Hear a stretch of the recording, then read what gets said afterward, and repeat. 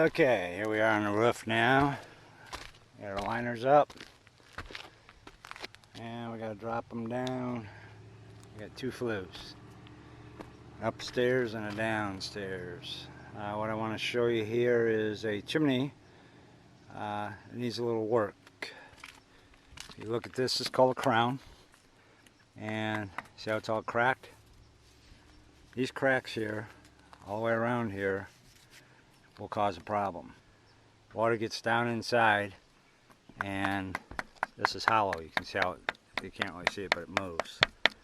What that does is when it freezes and expands, you can see where somebody came in and tried to fix this with tar.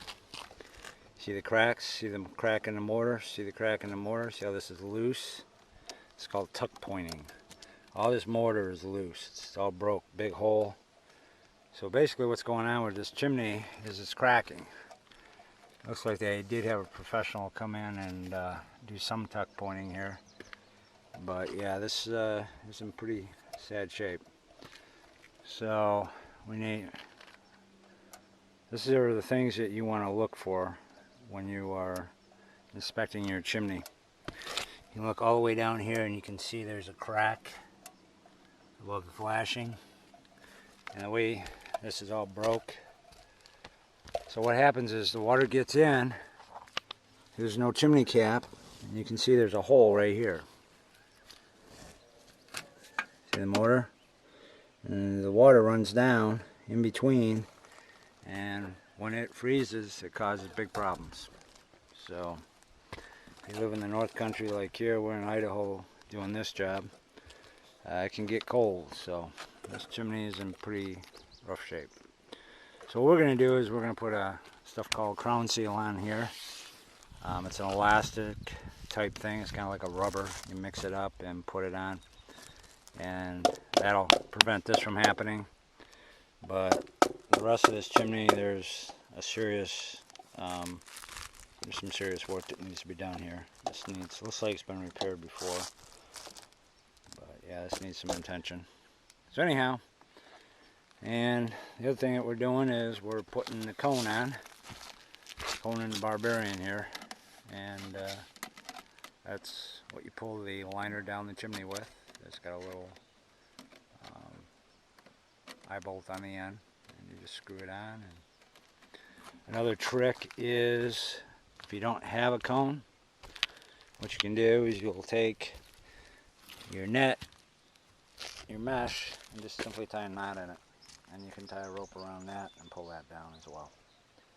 Cone seems to work a little better, especially when you get down to the bottom of the smoke shelf. So what you do is you take some rope, and you take a bolt or a nut or whatever, weight it down like we did here, and you run it down your chimney, and you cut it, tie one end to the liner, and we're going to shove this down, and I'll get downstairs and we will pull. And there's Alex. You need to come up here and look at this chimney. You got some serious issues going on. Alright, this is what we do when you got to get the liner in. As you can see, shove it down the hole. The problem that we're having with this one is there's an offset. So basically your fireplaces are over here. Something you want to look at when you figure this stuff out is, even though you look at where the chimney's popping out, the fireplaces in this house actually sit right down here. So as this thing comes down, it has to snake over on a 45-degree angle to get to where we're going. So something to consider when you're doing this. Make sure you look down your chimney and see what the offsets are and see how bad they are. Sometimes it's a good idea even to drop a video camera down there on a string and take a look around. Okay, what we're doing today, cutting off the excess liner. This is how you do it.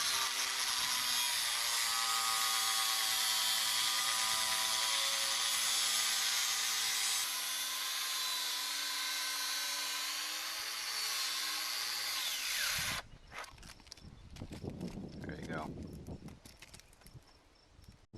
So yeah, that's how you cut that. You just leave everything right on, cut through everything. And that's your excess. You always order a little bit more. So anyhow, you take off the band, whatever's left over, put the band back on, peel that back, and then there's a cap that goes on. We'll show you how that goes. And basically a band clamp that holds it. So this is the first part of this, and we're just showing you how that goes together. So next we have another liner to put in. There's some offsets on this chimney, so it's going to be pretty interesting on getting it down. One offset's a little bit complicated, two offsets is very complicated. So try to make sure your chimney is straight when you're doing a liner. We're going to show you a little trick on what to do if you do have offsets. Normally what we use is a cone. That's the cone. You put a rope on it and you tie it down. This is an ovalized liner, as you can see. What we're going to do is we're going to take this and tie a knot on it. We're going to snake this up over it, and we're going to pull the liner using this. What this will do on this mesh is it will actually give us some better grip. If you picture like the old Chinese handcuffs when we were kids, that you pull your fingers apart and they get tighter. It's kind of the same situation. So we're hoping we'll be able to snake it through the two offsets using this method instead of the cone, because the cone keeps hitting on the mortar on the offsets. This is Obadiah's Woodstoves. Bye.